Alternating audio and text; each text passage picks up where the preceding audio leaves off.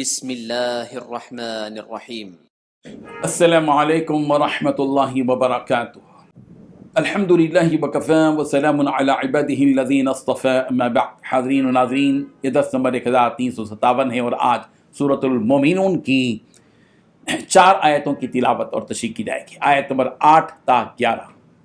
چلیے سب سے پہلے ان 4 آیتوں کی تلاوت کرتے ہیں، لفظی ترجمے اور ترجمے کے بعد تشریح کرتے ہیں۔ اعوذ باللہ من الشیطان الرجیم، بسم اللہ الرحمن الرحیم۔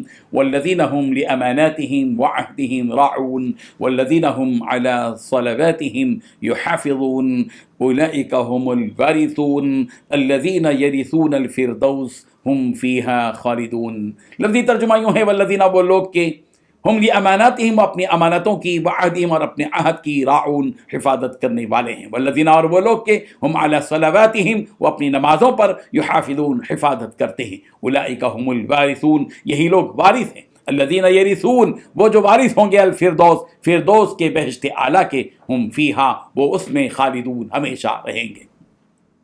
ترجمہ یوں ہے، اور جو اپنی امانتوں اور اپنے عہد کا پاس رکھنے والے ہیں اور جو اپنی نمازوں کی پوری نگرانی رکھتے ہیں، یہ ہیں وہ وارث جنہیں جنت الفردوس کی میراث ملے گی، یہ اس میں ہمیشہ ہمیشہ رہیں گے۔ ان 4 آیتوں میں 4 باتیں بتلائی گئی ہیں۔ پہلی بات، جو اپنی امانتوں اور اپنے عہد کا پاس و لحاظ رکھنے والے ہیں۔ دوسری بات، جو اپنی نمازوں کی پوری نگرانی رکھتے ہیں۔ تیسری بات، یہ ہیں وہ وارث جنہیں جنت الفردوس کی میراث ملے گی۔ چوتھی بات، یہ اس جنت میں ہمیشہ ہمیشہ رہیں گے۔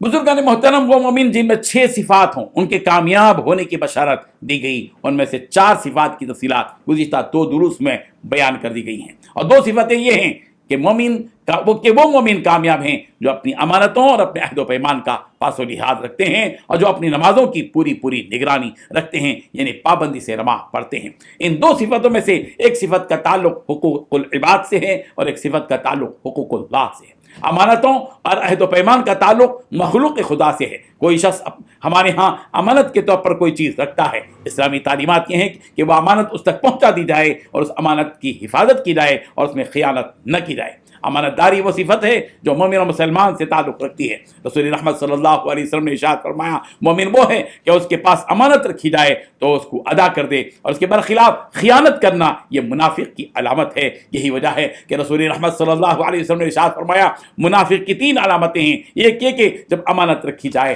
تو وہ خیانت کرتا ہے۔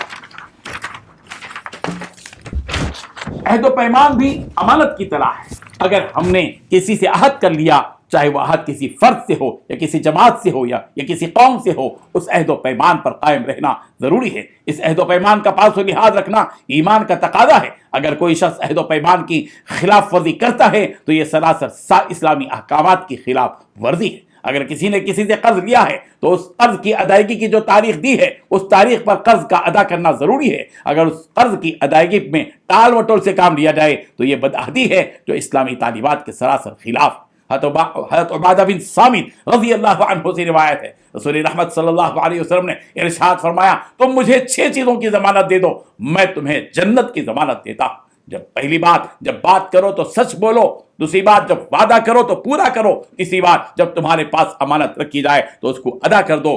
چوتھی بات، اپنی شرمگاہوں کی حفاظت کرو۔ پانچویں بات، اپنی آنکھوں کو نیچے رکھو۔ چھٹویں بات، اپنے ہاتھوں کو بیجا استعمال کرنے سے روکو۔ مشکات شریف صفحہ نمبر 415۔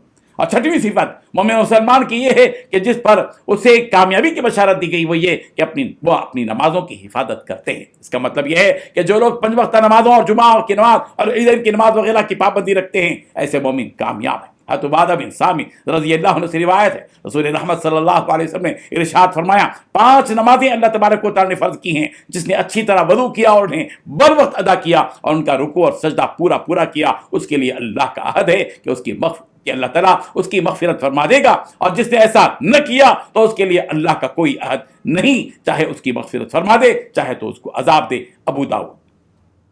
سورہ مومنون کے آغاز میں جن 6 صفتوں کا ذکر کیا گیا، ان کے لیے ایک طرف تو یہ بشارت دی گئی کہ وہ کامیاب ہیں، پھر یہ خوشخبری بھی دی جا رہی ہے کہ ان 6 قسم کے اوصاف رکھنے والے ہی ہیں جو جنت کے وارث ہیں، اور جنت بھی معمولی جنت نہیں بلکہ انہیں جنت الفردوس عطا کی جائے گی، اور جنت الفردوس میں 4 6 8 دن یا سال 2 سال نہیں رہیں گے یہ جنتی، بلکہ ہمیشہ اس جنت میں وہ رہیں گے۔ बुखारी और मुस्लिम की रिवायत है, रसूल रहमत सल्लल्लाहु अलैहि वसल्लम ने इरशाद फरमाया, जब तुम अल्लाह ताला से जन्नत मांगो तो जन्नत फिरदौस मांगो, इसलिए कि वही जन्नत है जो जन्नत का आला मकाम भी है, और औसत जन्नत यानी दरमियानी जन्नत भी वही है। और उस जन्नत फिरदौस में नहरें जारी होंगी, उस जन्नत फिरदौस के ऊपर रहमान का अर्श है। जन्नत के लिए वरासत का लफ्ज़ कुरान मजीद की दीगर आयत में भी इस्तेमाल किया गया है। सूरह मरियम की आयत नंबर 63 में है, तिलकल जन्नतुल लती नूरिसु मिन इबादिना मन कान तकिया, ये वो जन्नत है जिसको हम हमारे उन बंदों में से जो मुत्तकी हैं उन्हें वारिस बना देंगे। सूरह ज़ुखरुफ की आयत नंबर 72 में कहा गया, वो तिलकल जन्नतुल लती उरिस्तुमुहा बिमा कुंतुम तअमलून, ये वो जन्नत है जिसका तुम्हें वारिस इसलिए बनाया गया है ताकि नेक अमाल किया करते थे।